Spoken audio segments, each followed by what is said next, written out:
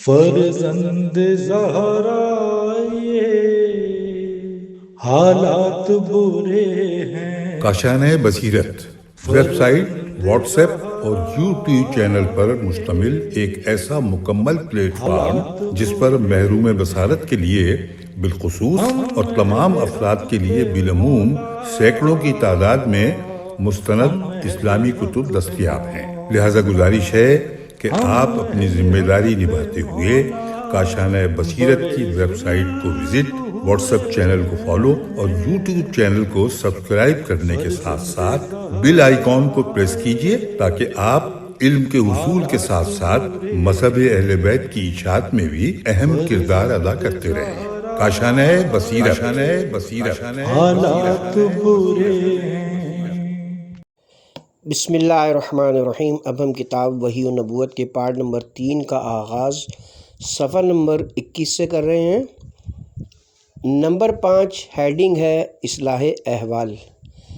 انبیاء کرام جو انسانی قوتوں کو حرکت میں لاتے ہیں اور منظم کرتے ہیں، ان کا یہ کام صرف فرد اور معاشرے کی اصلاح و تعمیر کی خاطر ہوتا ہے۔ دوسرے الفاظ میں ان کا یہ سارا عمل بشری سعادت کے لیے ہوتا ہے، اور محال ہے کہ ان کا یہ سارا عمل فرد کو فاسد اور خراب کرنے اور معاشرے کو تباہ کرنے کے لیے ہو۔ اس بنا پر اگر نبوت کے مدعی کی دعوت کا اثر انسانوں کو فاسد کرنے، ان کی قوتوں کو ناکارہ بنانے، یا پھر انسانوں کے فحاشی و فساد میں مبتلا ہونے، یا انسانی معاشرے کی تباہی اور نوع بشر کے انحطاط کی صورت میں ظاہر ہوتا ہو، تو یہ بجائے خود اس امر کی یقینی اور روشن دلیل ہے کہ یہ مدعی نبوت اپنے دعوے میں سچا نہیں ہے۔ علامہ اقبال نے اس مقام پر بھی ایک عمدہ بات کہی ہے۔ وہ فرماتے ہیں، ایک پیغمبر کے مذہبی مشاہدات کی قدر و قیمت کا فیصلہ اس کی رسالت اور اللہ کے ساتھ اس کے باطنی رابطے کا حقیقی ہونا ہم یہ دیکھ کر بھی کر سکتے ہیں کہ اس کے زیر اثر کس قسم کے انسان پیدا ہوئے، لہٰذا یہ کہ تہذیب و تمدن کی وہ دنیا تھی جس کا ظہور ان کی دعوت سے ہوا۔ کتاب کا حوالہ تشکیل جدید الحیات الاسلامیہ، صفحہ نمبر 144۔ نمبر 6 ہیڈنگ ہے مقابلہ اور جہاد۔ ہر قسم کے شرک، خرافات اور لغویات، جہالتوں، تہمات، خود ساختہ خیالات، ظلم و ستم، زیادتیوں اور ستم رانیوں سے ٹکر لینا اور ان سے مقابلہ کرنا بھی نبوت کے ایک مدعی کی سچائی کی علامتوں میں سے ہے۔ یعنی محال ہے کہ ایک شخص جسے اللہ کی طرف سے واقعی پیغمبر بنا کر بھیجا گیا ہو، اس کے پیغام میں کوئی ایسی چیز ہو جس سے شرک کی بو آتی ہو، یا وہ کسی ظالم و ستمگر کی مدد کو دوڑ پڑے اور بدعنوانی اور بے انصافی کی تائید کرے، یا شرک، جہالت، خرافات و لغویات اور ظالموں کے ظلم و جور کے زیر خاموشی اختیار کرے اور ان سے جنگ و جدال اور جہاد کے لیے اٹھ کھڑا نہ ہو۔ توحید، عقل اور عدالت تمام انبیاء کے اصولوں میں سے ہے، اور صرف ایسے ہی افراد کی دعوت قابل مطالعہ اور دلیل و معجزہ طلب کرنے کے لائق ہے جو اس راستے پر چلتے ہوئے دعوت دیتے ہیں۔ یعنی اگر کوئی شخص اپنے پیغام میں کوئی ایسی چیز پیش کرے جو توحید کے خلاف ہو، یا اس حکم کے خلاف ہو جو تمام عقلوں کے نزدیک قطعی اور مسلم ہو، یا عدل کے خلاف ظلم کی تائید میں ہو، تو ایسے شخص کا پیغام نہ تو مطالعے کے لائق ہے اور نہ ہی دلیل کے مطالبے کے قابل ہے۔ اسی طرح اگر ایک مدعی نبوت گناہ یا خطا کا مرتکب ہوتا ہے، یا خلق خدا کی قیادت اور رہبری کی طاقت نہ رکھتا ہو، اگرچہ اس ناتوانی کا سبب کوئی جسمانی عیب یا جذاب جیسی نفرت انگیز بیماری ہو، یا اس کی دعوت حیات انسانی کے راستے پر نہ ہو، تو اس کا پیغام دلیل و معجزہ کے مطالبے کے لائق نہیں ہے۔ بہرحال ایسے افراد اگر بفرض محال معجزہ گر بھی ہوں اور بہت سے معجزات بھی دکھلا دیں، تب بھی عقل ان کی پیروی کو جائز قرار نہیں دیتی۔ نمبر 7 ہیڈنگ ہے بشری پہلو۔ انبیاء اپنے تمام غیر معمولی پہلوؤں، مثلاً معجزہ، گناہ و خطا سے محفوظ رہنا، بے مثال قیادت و رہبری اور بے مثال تعمیری کردار، نیز شرک، خرافات اور ظلم و ستم کے خلاف قیام کے باوجود نوع بشر سے تعلق رکھتے ہیں۔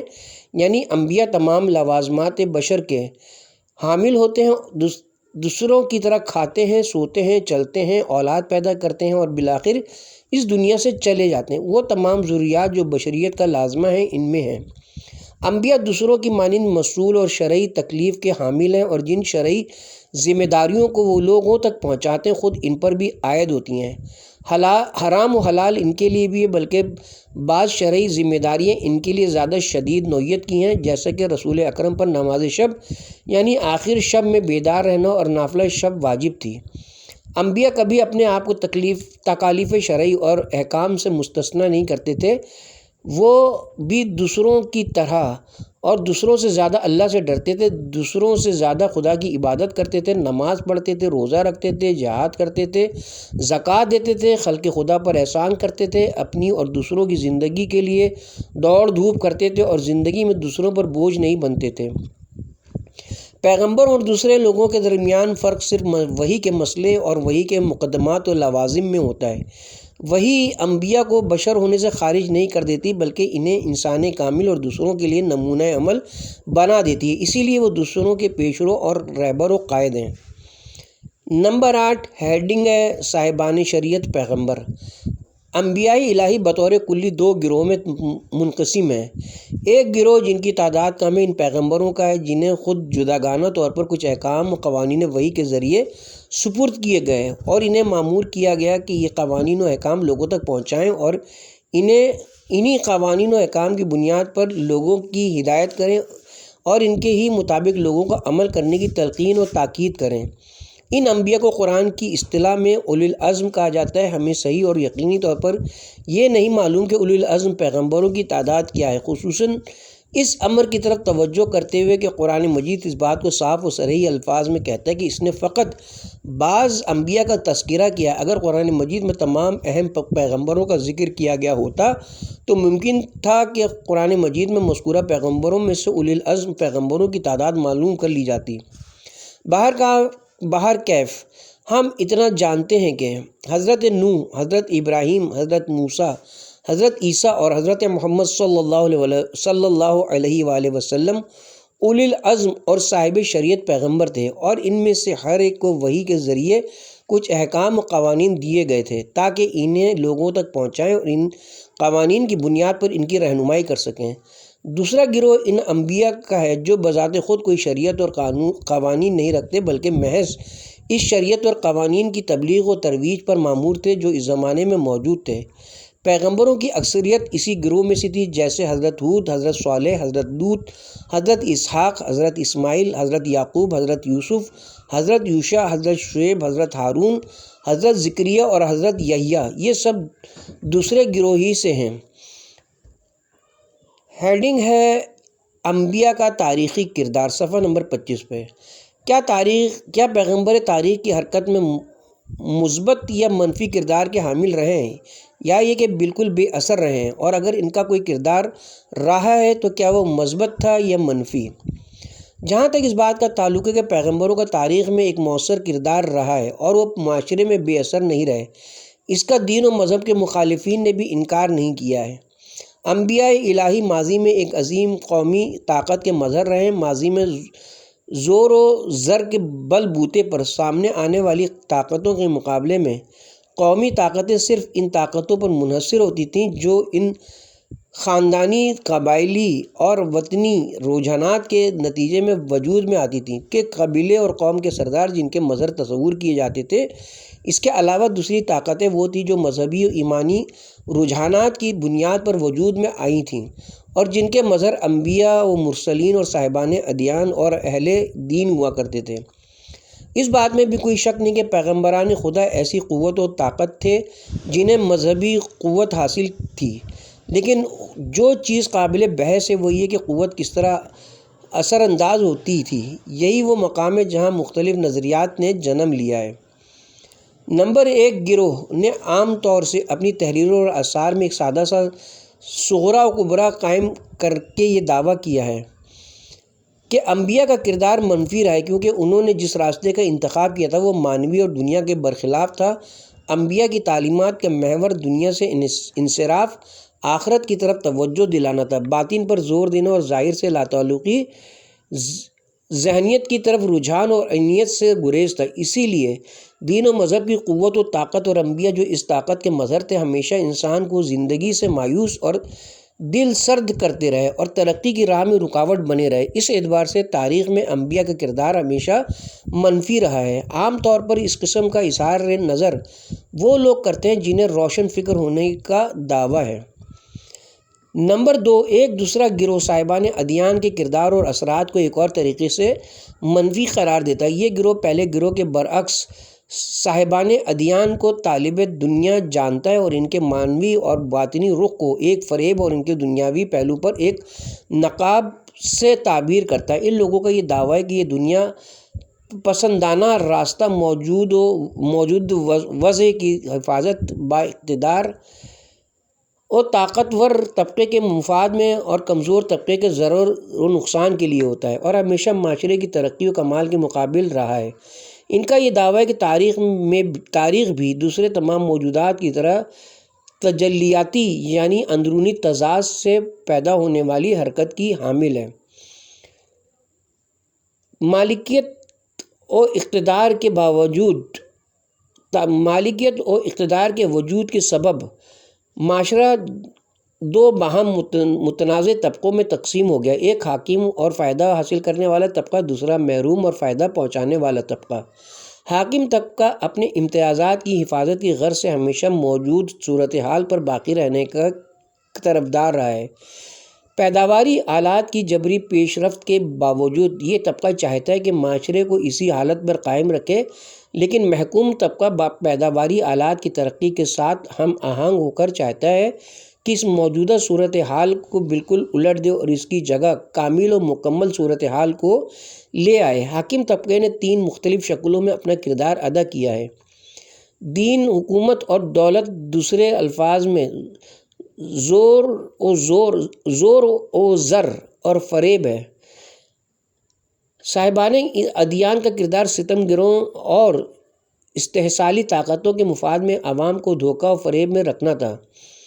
ارباب ادیان کا آخرت کی طرف توجہ دلانے کا عمل حقیقی نہیں تھا، بلکہ ان کی دنیا پرستی کے چہرے پر فریب کی نقاب تھی جو محروم، انقلابی اور پیش قدم طبقے کے ضمیر اور وجدان کو مسخر کرنے کے لیے ڈالی گئی تھی۔ پس ارباب ادیان کا تاریخی کردار اس اعتبار سے منفی تھا کہ وہ ہمیشہ قدامت پسند طبقے کا قوت بازو و محافظ اور موجودہ حالات یعنی صاحبان زور و زر کے طرفدار رہے ہیں۔ تاریخ کی توجیہ کے سلسلے میں مارکسزم کا نظریہ یہی ہے۔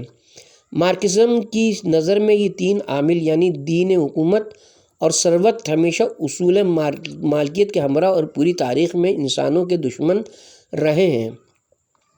نمبر 3، کچھ افراد مذکورہ بالا نظریات کے برخلاف ایک اور اعتبار سے تاریخ کی تفسیر کرتے ہیں، لیکن اس کے باوجود دین و مذہب اور ان کے مظاہر یعنی پیغمبروں کا کردار منفی سمجھتے ہیں۔ ان لوگوں کا یہ دعویٰ ہے کہ عالم طبیعت اور تاریخ کا کمال و ارتقاء اس بنیاد پر استوار ہے کہ طاقتوروں کا غلبہ رہے اور کمزوری کا خاتمہ ہو۔ چنانچہ طاقتور ہی ہمیشہ تاریخ کی ترقی و پیش رفت کا اور کمزور ہمیشہ تاریخ کے جمود اور تندی کا سبب رہے ہیں۔ دین و مذہب طاقتوروں کو روکنے کے لیے کمزور طبقے کی ایجاد ہے۔ ارباب ادیان عدل، سچائی، انصاف، محبت، رحمدلی اور تعاون جیسے مفاہیم کو، دوسرے الفاظ میں غلامانہ اخلاق کو کمزور یعنی پسماندہ طبقہ اور ارتقاء و کمال کے دشمن طبقے کے حق میں اور طاقتور طبقے یعنی پیش قدم طبقے کے خلاف ایجاد کرتے ہیں۔ یوں انہوں نے طاقتوروں پر منفی اثر ڈالا ہے اور کمزوری کے خاتمے، نسل انسانی کی اصلاح اور غیر معمولی شخصیات کی پیدائش کی راہ میں رکاوٹ بنے۔ لہٰذا مذہب اور انبیاء جو اس قوت مذہب کے مظہر تھے کا کردار اس اعتبار سے منفی تھا کہ وہ غلامانہ اخلاق کے طرفدار اور مالکانہ اخلاق کے جو تاریخ اور معاشرے میں ترقی و کمال کا سبب ہے کے خلاف تھے۔ جرمنی کا مشہور مادہ پرست فلسفی نیتشے اسی نظریے کا حامی و طرفدار تھا۔ چونکہ نیتشے کی مانند دوسرے مادی جرمن فلسفی بھی اسی روش پر چلتے رہے اور ان کی سوچ و بچار کے دھارے اسی سمت میں بہتے رہے، لہٰذا اس میں کوئی شک نہیں کہ وہ لکیر کے فقیر بن کر اپنے فلسفے کو مادی بنیادوں پر استوار کرتے ہوئے اسی نظریے پر گامزن رہے کہ معاصر پیغمبر اور آسمانی تعلیمات غلامانہ اخلاق و کردار کے حامی اور انسانی ترقی و کمال کی راہ میں سب سے بڑی رکاوٹ رہے ہیں۔ اسی سوچ اور مشینی دور کی آمد نے آج مغربی سرزمینوں کو اپنے ایسے باسیوں سے آباد کر دیا جن کی اکثریت مذہب سے دوری اور بیزاری کا اظہار کرتے ہوئے دہریت کی جانب گامزن ہے۔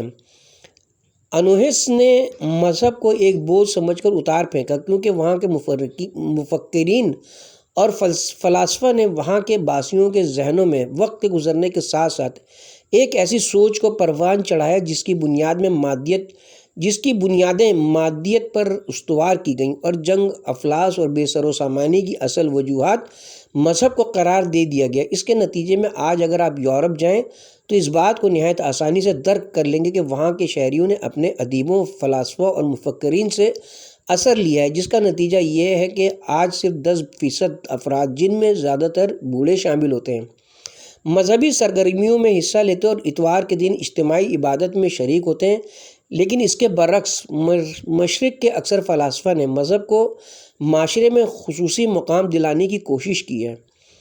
نمبر 4، مذکورہ بالا تینوں گروہوں کو چھوڑ کر منکرین ادیان تک بھی ماضی میں پیغمبروں کے کردار کو مثبت اور مفید اور تاریخ کی ارتقائی سمت میں جانتے ہیں۔ ان گروہوں نے ایک طرف تو پیغمبروں کی اخلاقی اور اجتماعی تعلیمات اور دوسری طرف تاریخ کے عینی حقائق پر توجہ دی ہے اور اس نتیجے پر پہنچے کہ گزشتہ دور میں پیغمبروں کا معاشرے کی فلاح و بہبود اور ترقی و پیش رفت میں بنیادی ترین کردار رہا ہے۔ بشری تمدن کے دو پہلو، ایک مادی اور دوسرا معنوی۔ تہذیب و تمدن کا مادی پہلو صنعت و فن سے متعلق ہے جو آج تک ارتقائی منازل طے کرتا رہا ہے، اور معنوی پہلو ایک انسان کے دوسرے انسانوں سے تعلقات سے ہے۔ تہذیب و تمدن کا معنوی اور روحانی پہلو انبیاء کی تعلیمات کا مرہون منت ہے، اور تہذیب و تمدن کے اسی معنوی پہلو ہی کے پرتوں میں اس کے مادی پہلوؤں میں ترقی کی صلاحیت پیدا ہوئی ہے۔ لہذا تہذیب و تمدن کے معنوی پہلو کے ارتقاء و کمال میں پیغمبروں کا کردار براہ راست اور بلا واسطہ رہا ہے، جبکہ مادی پہلو کے ارتقاء میں بالواسطہ رہا ہے۔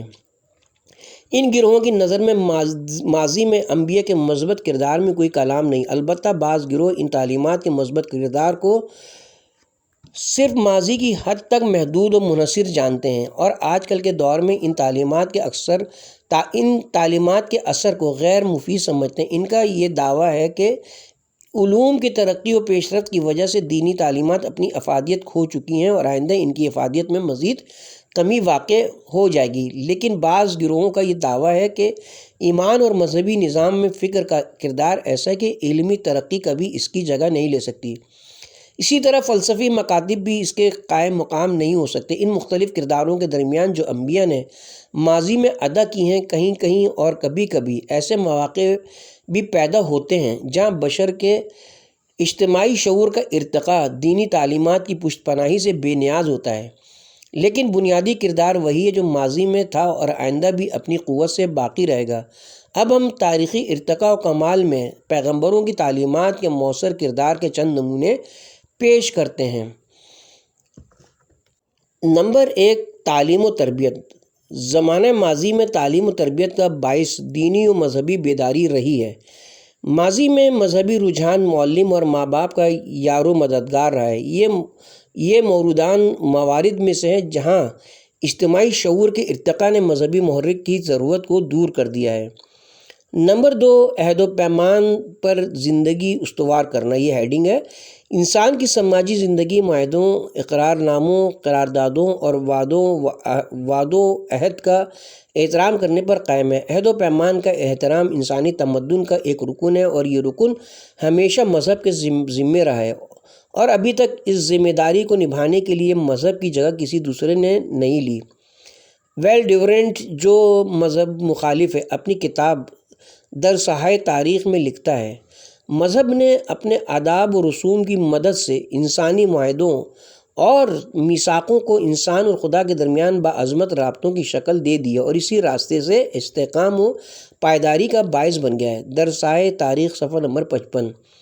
مذہب کلی طور پر اخلاقی اور انسانی اقدار کے لیے زر ضمانت کی حیثیت رکھتا ہے، اور مذہب سے ہٹ کر اخلاقی اقدار کی اخلاقی اقدار کی حیثیت ان نوٹوں کی سی ہے جن کے عوض حکومت کے خزانے میں زر ضمانت موجود نہ ہو، جس کی بے اعتباری اور بے وقتی بہت جلد ظاہر ہو جاتی ہے۔ نمبر 3 ہیڈنگ ہے اجتماعی قید و بند کی آزادی۔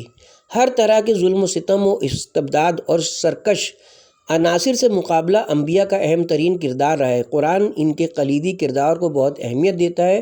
قرآن کریم اولاً تو عدل و انصاف کے قیام کو بعثت و رسالت کے ہدف کے عنوان سے ذکر کرتا ہے، اور ثانیاً اپنے واقعات میں ظالموں، جابروں اور استبدادی طاقتوں کے خلاف انبیاء کی جدوجہد کو بار بار بیان کرتا ہے۔ قرآن نے چند آیتوں میں اس بات کی تصریح کی ہے کہ جو طبقہ ہمیشہ سے انبیاء کے ساتھ مصروف پیکار رہے وہ استبدادی اور ظالم طاقتوں کا طبقہ ہے۔ کارل مارکس اور اس کے پیروکاروں کا یہ نظریہ کہ دین، حکومت اور دولت و ثروت حاکم طبقے کے 3 مختلف چہرے ہیں جو مظلوم و مجبور طبقے کے مخالف رہے ہیں، ایک بے قیمت نظریہ اور تاریخ کے مسلمہ حقائق کے خلاف ہے۔ ڈاکٹر آرانی نظریہ مارکس کی توجیہ کرتے ہوئے لکھتے ہیں، مذہب ہمیشہ حاکم اور برسر اقتدار طبقے کا اعلی کار رہا ہے، اور ضعیف و کمزور طبقے کو مغلوب کرنے کے لیے تسبیح و صلیب نے ہمیشہ استبدادی قوتوں کے ساتھ ہی حرکت کی ہے۔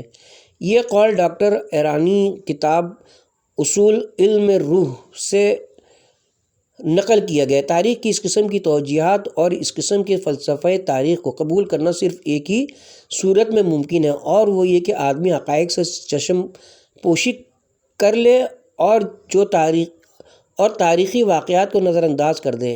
علی علیہ السلام تیغ و تسبیح دونوں کے مرد میدان تھے، تلوار کے بھی دھنی تھے اور تسبیح کے بھی۔ علی کا شعار تھا ہمیشہ ظالم کے دشمن اور ستم رسیدہ کے یار و مددگار ہو۔ نہج البلاغہ حصہ مکتوبات نمبر 47 امام حسن اور امام حسین علیہ السلام کو خطاب۔ علی کو پوری زندگی تیغ و تسبیح عزیز رہی اور وہ زور و زر کے دشمن رہے۔ علی کی تلوار ہمیشہ صاحبان اقتدار اور مالکان سیم و زر کے خلاف برسر پیکار رہی۔ کتاب مہذت العقل البشری میں ڈاکٹر علی الوردی کے بقول علی علیہ السلام نے اپنی شخصیت سے مارکس کے فلسفے کو باطل کر دیا ہے۔ مارکس کے نظریے سے زیادہ عبث اور لا یعنی نظریہ نیٹشے کا ہے، جو مارکس کے نظریے کے بالکل برعکس ہے، یعنی چونکہ یہ معاشرے کو کمال عطا کرنے والوں اور پیش قدم طبقہ صرف طاقتوروں کا ہے اور دین کمزوروں کی حمایت کے لیے اٹھا ہے، لہٰذا جمود و انحطاط کا عامل رہا ہے۔ گویا انسانی معاشرہ اس وقت ارتقاء و کمال کے راستے پر بڑی تیزی کے ساتھ آگے بڑھے گا جب اس پر لاقانونیت اور جنگل کے قانون کی حکومت ہوگی۔ مارکس کی نظر میں کمال کا سبب محروموں کا طبقہ ہے، اور نبی اس طبقے کے خلاف مخالف رہے ہیں۔ مارکس کہتا ہے کہ دین طاقتوروں اور دولت مندوں کی اختراع ہے، جبکہ نیٹشے کہتا ہے کہ دین کمزور اور محروموں کی اختراع ہے۔ کارل مارکس کا ایک اشتباہ یہ ہے کہ اس نے صرف طبقاتی مفادات کے تضاد کی بنیاد پر تاریخ کی توجیہ کی ہے اور اس تاریخ کے انسانی پہلو کو نظر انداز کر دیا ہے۔ ملاحظہ فرمائیں رسالہ قیام انقلاب مہدی از دیدگاہ فلسفہ تاریخ مؤلف استاد شہید مرتضیٰ مطہری۔ دوسرا اشتباہ یہ کہ اس ارتقاء اور کمال کا عامل صرف محروم اور کمزور طبقے کو سمجھا ہے۔ تیسری غلطی یہ ہے کہ انبیاء کو حاکم طبقے کا بازو اور طرفدار قرار دیا، یعنی اس نے دانہ تر انسان کو سب سے طاقتور انسان کے برابر سمجھا اور سب سے طاقتور انسان ہی کو انسانی معاشرے کو آگے بڑھانے والا عامل مانا ہے۔ اس کے ساتھ ہی ہم یہاں پہ کتاب کے پارٹ نمبر 3 کا اختتام کرتے ہیں اور کتاب کے پارٹ نمبر 4 کا آغاز صفحہ نمبر 34 سے کریں گے۔ ہیڈنگ ہوگی مقصد بعثت انبیاء۔